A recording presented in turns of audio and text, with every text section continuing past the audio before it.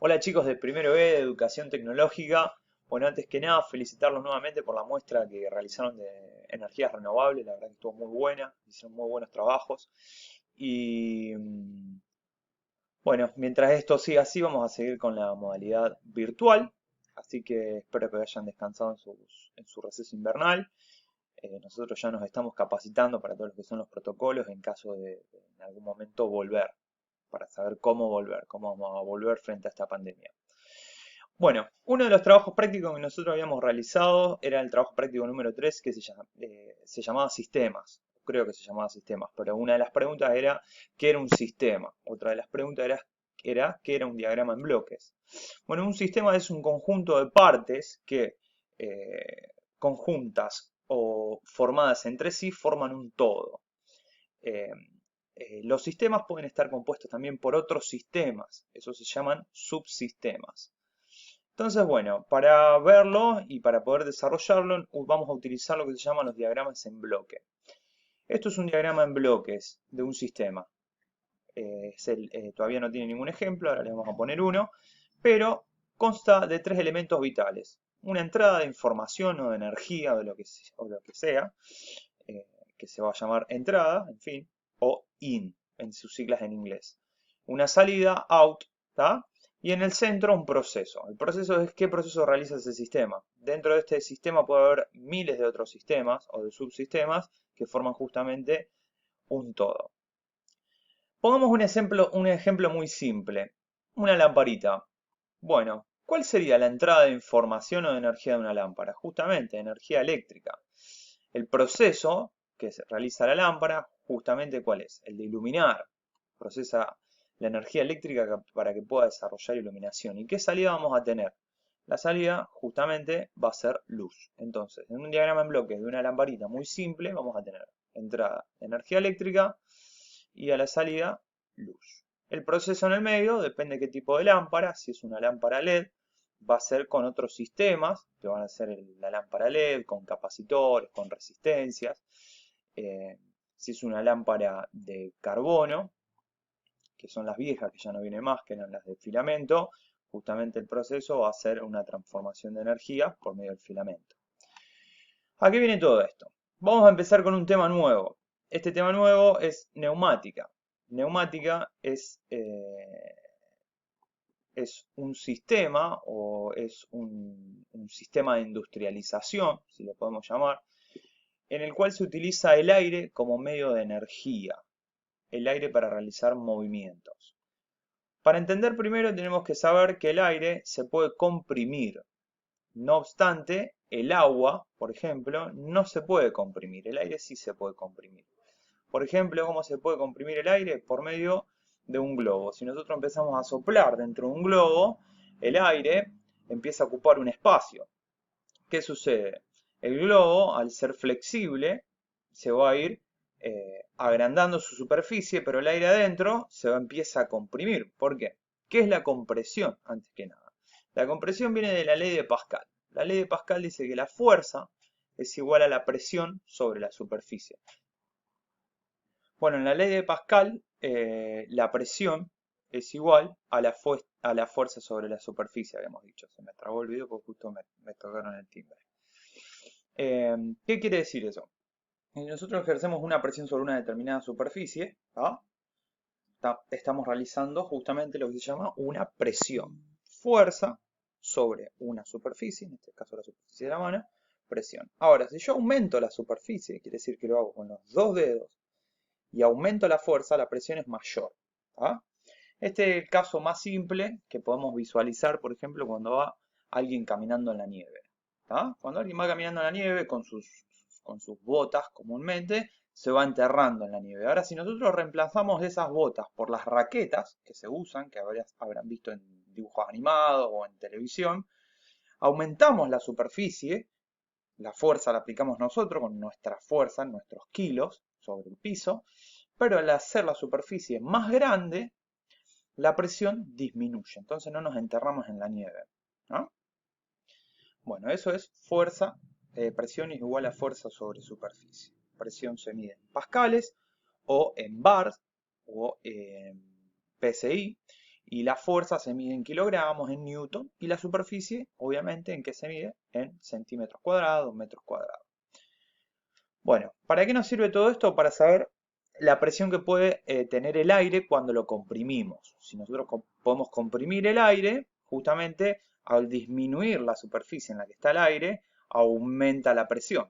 Entonces, para eso vamos a ver cómo funciona justamente lo que se llama un compresor de aire.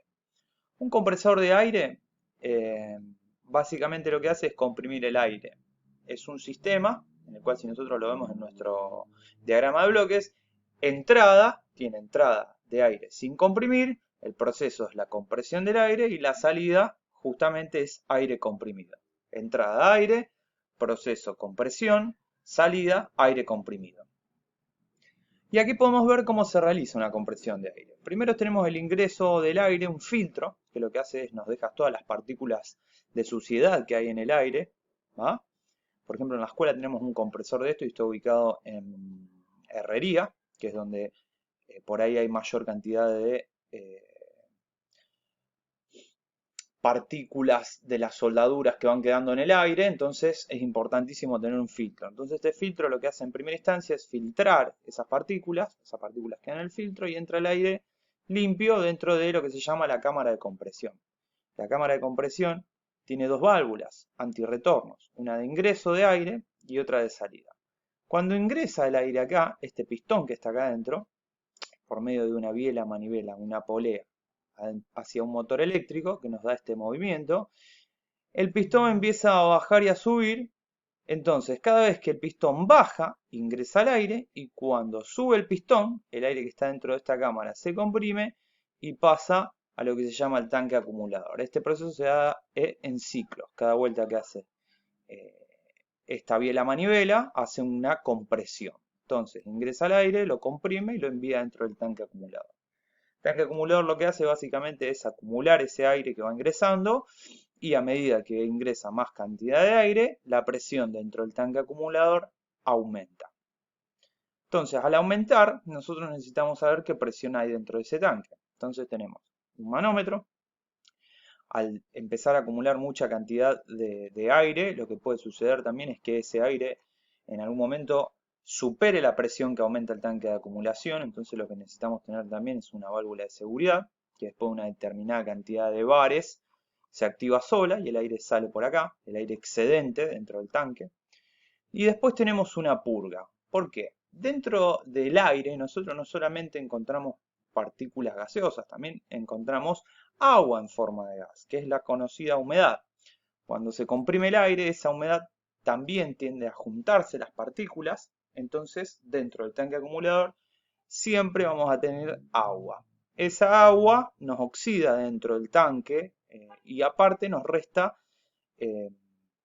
capacidad de aire dentro del tanque. Si nosotros esta agua que se acumula no la dejamos salir, en un determinado momento va a estar hasta la mitad de agua y solamente vamos a comprimir la mitad de la capacidad del tanque acumulador, porque el resto va a ser agua. Entonces, para poder sacar esa agua que se acumula dentro del tanque acumulador, tenemos lo que se llama una purga.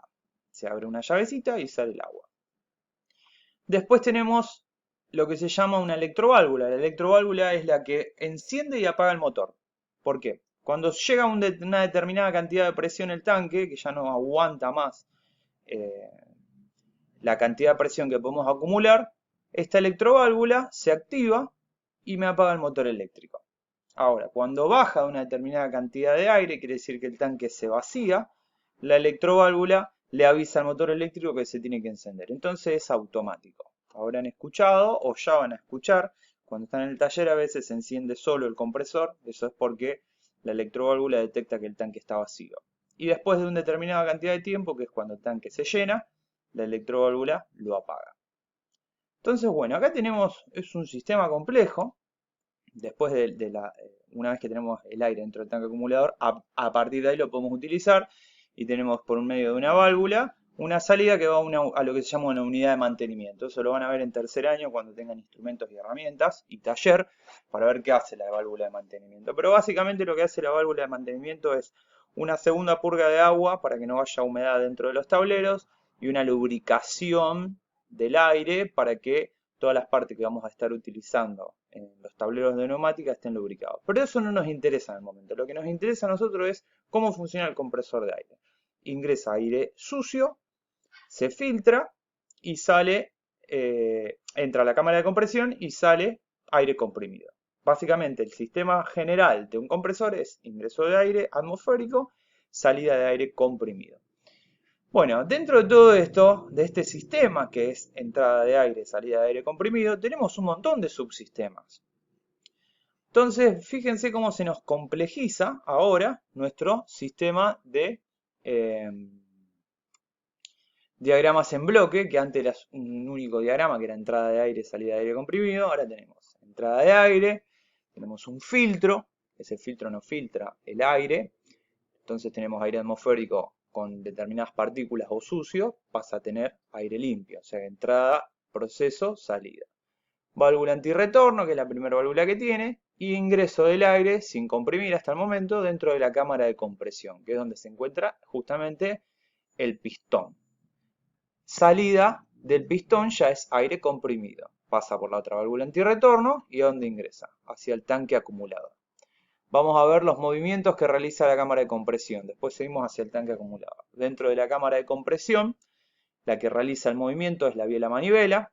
¿Quién le da ese movimiento a la biela manivela? La polea. ¿Quién le da el movimiento a la polea? El motor eléctrico. Bueno, y acá empezamos a ver cómo se juntan entre sí los distintos subsistemas dentro de este sistema complejo. Cuando sale el aire de la cámara de compresión, que pasa por la válvula antirretorno, ingresa al tanque acumulador. Fíjense, tenemos salida de aire hacia un proceso distinto, que es el manómetro, que nos indica la presión que hay dentro del tanque.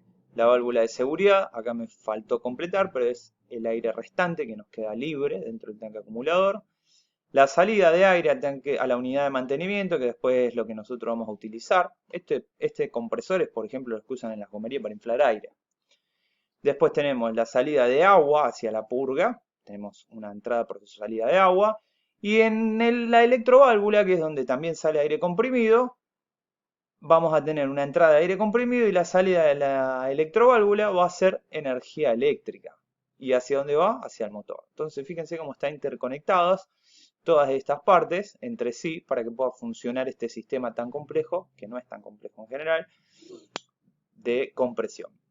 ¿Qué ingresa a la electroválvula? Energía eléctrica.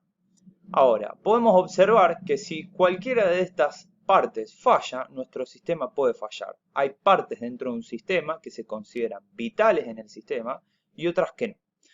Una parte vital, por ejemplo, es la cámara de compresión, el tanque acumulador, la electroválvula, el motor eléctrico, la polea. Parecería que son todas vitales. ¿Cuáles no son vitales? Por ejemplo, el manómetro. No vamos a poder visualizar la cantidad de presión que tenemos dentro del tanque acumulador, pero el sistema en general va a seguir funcionando igual. ¿Se entiende? Bueno, es como un instrumento, no es como, es un instrumento de medición. Si nosotros no podemos medir, obviamente corremos un riesgo de no saber qué presión tenemos dentro del tanque, pero el sistema va a seguir funcionando igual. Y después todas las partes vitales. Si una de estas partes falla, ya el sistema deja de funcionar. Si la cámara de compresión deja de funcionar, el sistema no funciona. Bueno, esto es fundamental para que uno pueda aprender a reparar también, porque podemos observar cuáles son las partes de un sistema y ver cuál es la que está fallando y reemplazarla o repararla. ¿Tá? Básicamente, esta es la lógica de reparación que se utiliza en la electrónica. Por ejemplo, en un televisor. En un televisor tiene muchísimas etapas, muchísimas, pero si nosotros podemos detectar distintas fallas, es más fácil encontrarla. Bueno, la idea de este trabajo es que puedan pasar todo esto a la carpeta, ¿tá? Y completarlo para que tengan bien el sistema. Y le voy a agregar unas preguntas que van a estar en un Word. Y me lo van a tener que entregar de aquí a 2 semanas. Así que bueno, se me termina el tiempo de los 15 minutos que me da este programita para grabar videos. Cualquier duda ya saben, pueden encontrarme en el Google Classroom o ya tienen mi mail o mi celular. Saludos chicos, espero que anden bien y bueno, aguardo sus trabajos. Chau, chau.